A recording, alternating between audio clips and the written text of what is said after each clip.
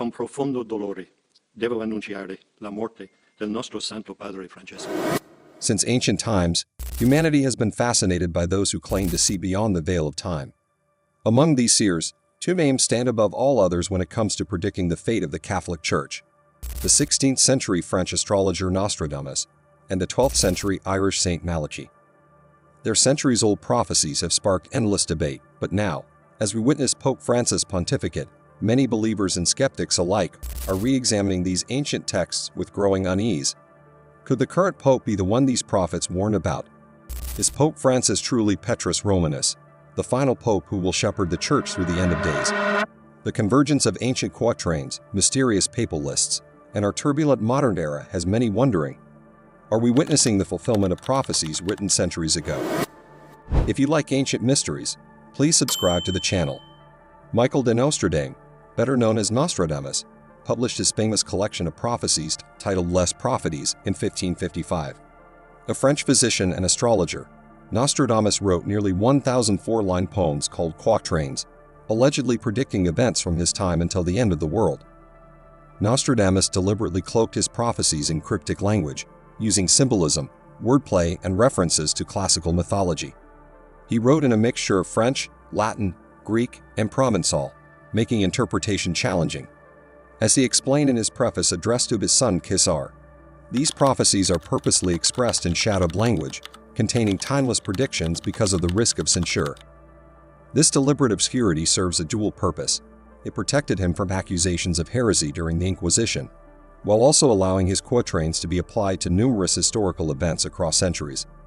This very ambiguity explains why Nostradamus' work has endured for over 450 years, with each generation finding new meaning in his cryptic verses. Among Nostradamus' most discussed prophecies are those allegedly referring to a black pope who would emerge in our time.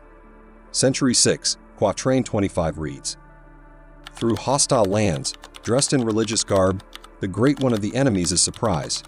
Two fleets at the sea, the great one put to flight, when one derives joy from the black pope." Many interpreters have suggested this black pope refers not to race but to a Jesuit pope, as Jesuits are sometimes called the Black Robes due to their traditional attire. Pope Francis, as the first Jesuit pontiff in history, has consequently drawn attention to this quatrain. Even more chilling is Century 5, Quatrain 49. "Not from Spain but from ancient France, will be elected for the trembling ship. He will make a promise to the enemy, who will cause great plague during his reign." Interpreters point to Pope Francis' strong connection to France despite his Argentine birth, and the trembling ship is widely understood as the church in crisis. The Great Plague has been variously interpreted as spiritual corruption, literal disease, or global conflict that would arise during this pope's reign. Perhaps most disturbing is Century 2, Quatrain 97.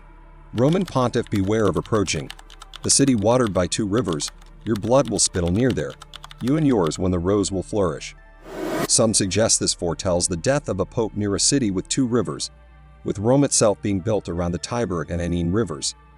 The reference to "when the rose will flourish" is interpreted by some as spring, the season when roses bloom, possibly indicating the timing of this disturbing event. While Nostradamus wrote in deliberately vague terms, another prophecy concerning the papacy is far more structured and specific. The prophecy of the popes is attributed to Saint Malachy, a 12th century Irish archbishop of Armagh. According to tradition, during a visit to Rome in 1139, Malachy experienced a vision while climbing the Janiculum Hill. He supposedly saw all future popes from this time until the end of the church. The prophecy consists of 112 short Latin phrases describing each pope. The manuscript remained unknown until its publication in 1595 by Benedictine monk Arnold Wyon in his book Lignum Vitae. This gap of over 400 years between Malachy's death and the prophecy's first appearance has led many scholars to question its authenticity, suggesting it may have been fabricated during the 16th century. The original Latin text begins, "Ex castro Tiberis," from a castle on the Tiber, for Pope Celestine II, elected in 1143, and concludes with the disturbing final entry, "In persecution extrema sedebit Petrus Romanus." In the final persecution of the Holy Roman Church, Peter the Roman will reign. Between these first and last entries lie 110 cryptic phrases that have been matched with subsequent popes with varying degrees of accuracy. While some correlations seem strikingly precise, Critics note the phrases are vague enough to fit multiple interpretations, much like Nostradamus' quatrains. The most chilling aspect of the Malachi prophecy is its conclusion, which, unlike the brief phrases for other popes, offers an extended description of the final pontiff. In the final persecution of the Holy Roman Church, there will reign Peter the Roman, who will feed his flock among many tribulations, after which the seven-hilled city will be destroyed and the dreadful judge will judge the people. The end. This apocalyptic conclusion has fueled centuries of speculation. According to the traditional counting of popes matching Malachi's list, Benedict XBI would have been the 111th pope, making Francis, or his successor, the potentially final pope of the prophecy. Those who study these prophecies note that the text doesn't necessarily predict the end of the world immediately after this final pope, but rather the end of the church as we know it, followed by a significant transformation or judgment. The identity of Petrus Romanus remains contested. Some interpreters argue the name shouldn't be taken literally, perhaps indicating a pope with strong connections to Rome, or one who emphasizes a return to the traditions of Street Peter. Others suggest it could refer to a pope of Italian descent, or one who takes the name Peter, though tradition holds that no pope takes the name Peter out of respect for the first pope. The Latin phrase qui passit vobis in multis tribulationibus, who will feed his flock amid many tribulations, suggests this final pope would lead during a time of great crisis for the church and possibly the world, a detail that many find eerily resonant with our current era.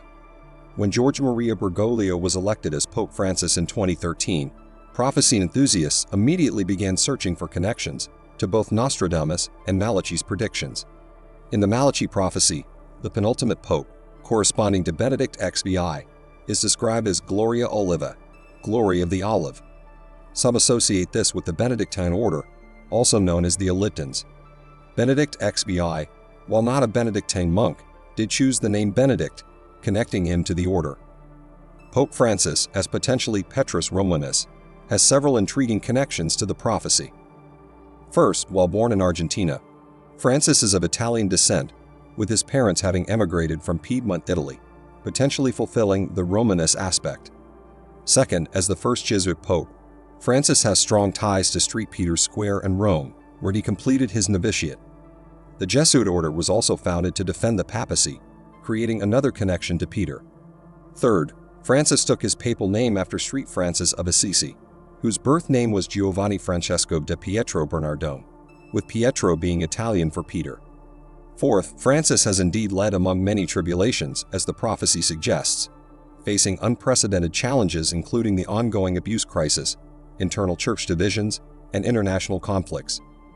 Those who see Nostradamus' Black Pope prophecy applying to Francis point to his Jesuit background and the unprecedented circumstances of his election, following Benedict XBI's unusual resignation, the first voluntary papal resignation in nearly 600 years. Others note that Francis has implemented significant reforms and taken controversial positions that have caused tension within the Church, potentially fulfilling Nostradamus' prediction of a pope who would cause division. It's crucial to understand that both Nostradamus and the Malachi prophecies have been applied to numerous popes throughout history, often with seemingly convincing connections that were only apparent after events unfolded. During the pontificate of John Paul II, many were convinced he was the penultimate pope of Malachi's list. The phrase for his reign, de labor salis, from the labor of the sun, was associated with John Paul II being born during a solar eclipse and buried during another solar eclipse.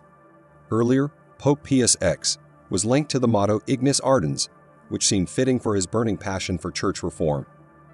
Similarly, Pius XI corresponded to Fides Intrepida, intrepid faith, appropriate for a pope who faced rising totalitarianism.